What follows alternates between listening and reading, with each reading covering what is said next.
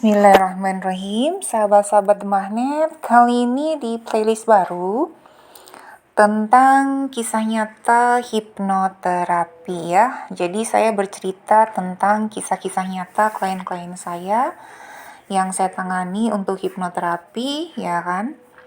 Jadi teman-teman ada gambaran apa yang terjadi dengan teman-teman itu, mungkinkah memang harus perlu di hipnoterapi. Hipnoterapi itu apa, Coach Amanda? Hipnoterapi itu terapi dengan menggunakan metode hipnosis yang salah satu metodenya adalah mengakses pikiran bawah sadar klien untuk menggali akar masalahnya dari apa yang dialami klien di masa dewasanya sekarang atau di masa usianya sekarang. Nah, kali ini kisahnya tentang seorang dokter yang mau langsing, iya kan? Katanya, kenapa ya saya tuh nggak bisa langsing-langsing padahal udah mencoba ini, udah mencoba itu, ya kan? Tapi tetap tidak bisa atau belum bisa langsing juga ya.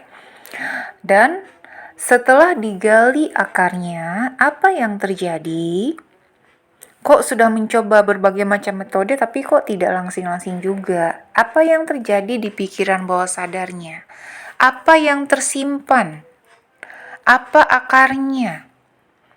Ternyata akarnya adalah ketika kecil selalu dibully. Ya, mungkin kalau di keluarga tidak bermaksud membuli, tetapi dia sering dibilang gendut.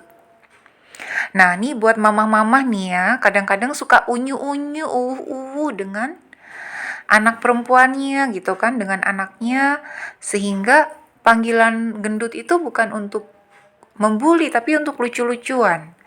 Tetapi hati-hati buat para orang tua karena ternyata panggilan tersebut itu berakibat sampai dia dewasa. Ketika sudah dewasa, ia kan sudah menjadi istri, tentunya kan dia tidak mau badannya gendut dan dia sendiri tidak tahu kenapa secara otomatis badannya itu menjadi seperti itu. Ya, ternyata karena kecil sering dibully oleh keluarganya sendiri ataupun lingkungan sekitarnya.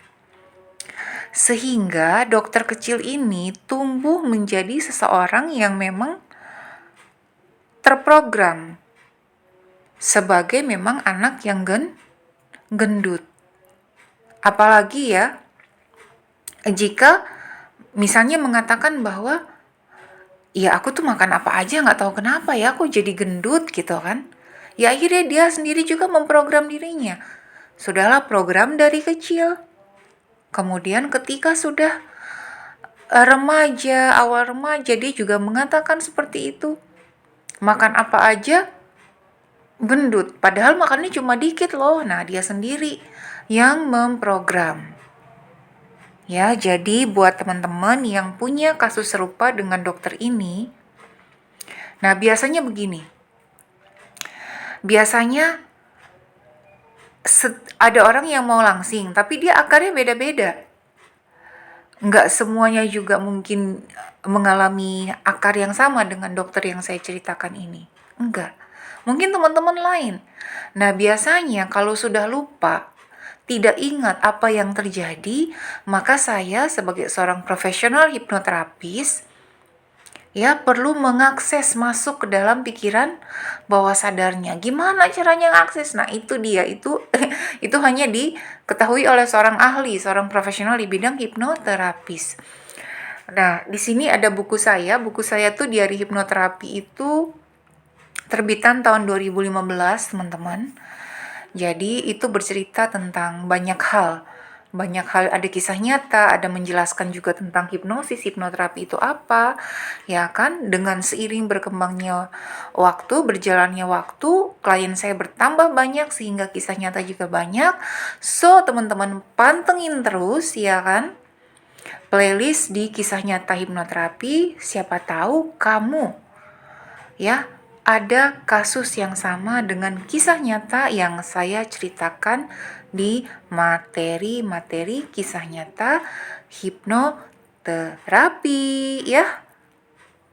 Salam sehat mental.